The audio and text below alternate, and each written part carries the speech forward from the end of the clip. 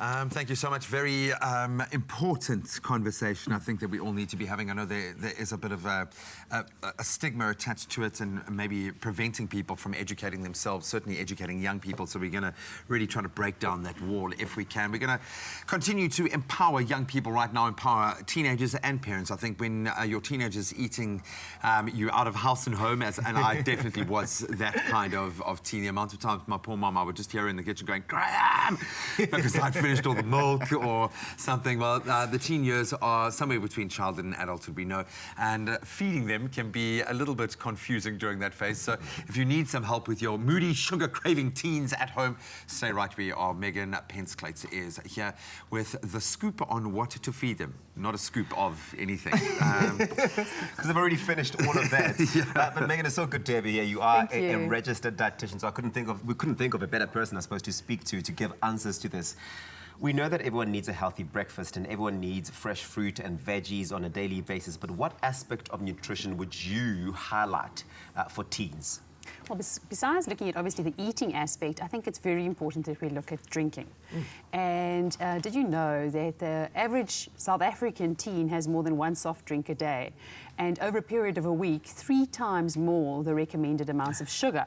I was going to say, that's bags of sugar. That is literally kilograms of sugar. I'm already feeling sick thinking about it.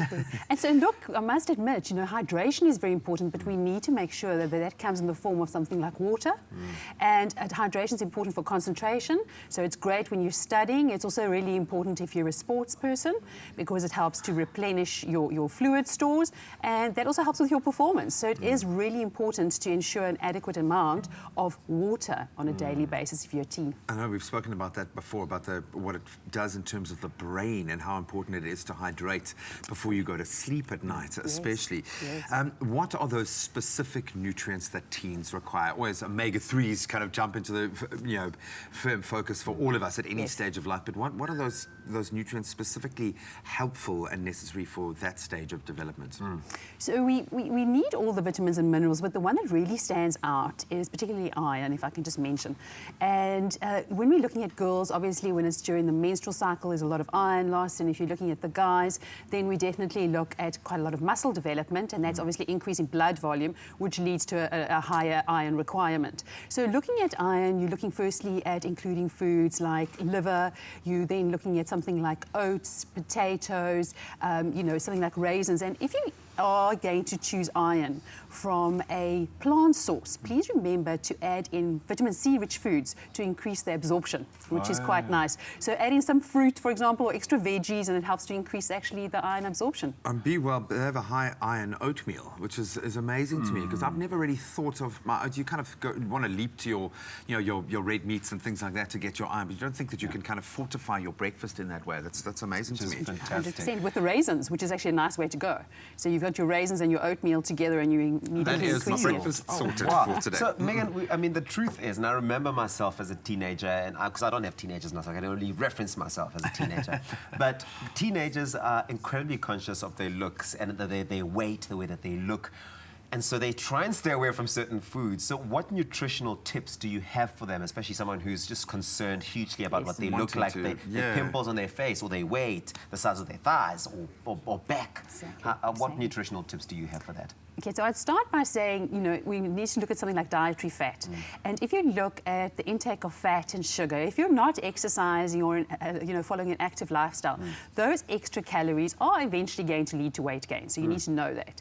But in saying that, we do need fat. We need good fats. So the good fats we're looking at is exactly as you mentioned earlier, is the omega-3. And the omega-3 is great for concentration. It's also really important because it's an anti-inflammatory. So when it comes to studying, it's important. It's an anti-inflammatory. It's important for those people that are interested in sport.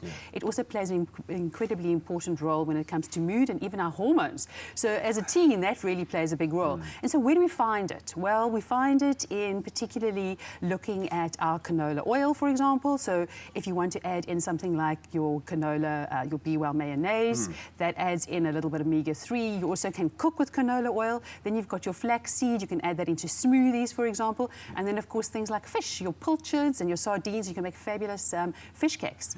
But you know, adding in your omega-3 is one of the important things we should do on a daily basis. But a variety of foods is really what you need to look at on a daily basis as a teen in particular, and like take that into adulthood, because then you're going to ensure a good intake of your nutrients. I'm so glad you said take it into adulthood, because I was as you were talking, I was thinking you can build a relationship with a particular kind of food or a way of taking in nutrients.